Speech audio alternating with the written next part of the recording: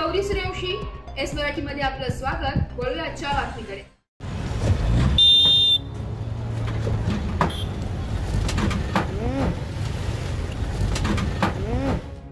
सर्वसामान्य माणसाला बसचा प्रवास हा परवडत असतो, परंतु हे बस सेवा प्रवाशांच्या जीवाशी खेळत असल्याचा प्रकार समोर आलाय। बातमी आहे नाशिक येथील।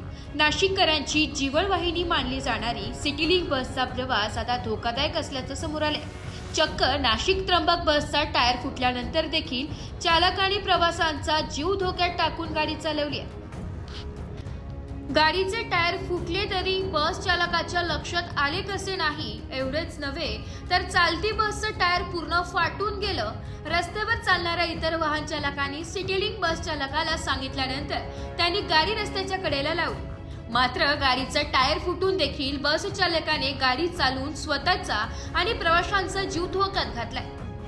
प्रवासादरम्यान सुदैवाने मोठी दुर्घटना घडली नाही, त्यामुळे सिटीलिंक प्रशासनाने असे बेजबाबदार कर्मचाऱ्यांवर कारवाई करण्याची गरज आहे, जेणेकरून नाशिककरांचा महापालिकेच्या सिटीलिंक बसचा प्रवास सुखरूप होईल। एस मराठी न्यूज साठी नाशिक शहर प्रतिनिधी नाशिक। अशाच नवीन ताज्या घडामोडी जाणून घेण्यासाठी आमच्या एस मराठी न्यूज चॅनलला लाईक करा, शेअर करा, सबस्क्राइब करा आणि बेल आयकॉनला क्लिक करायला विसरू नका।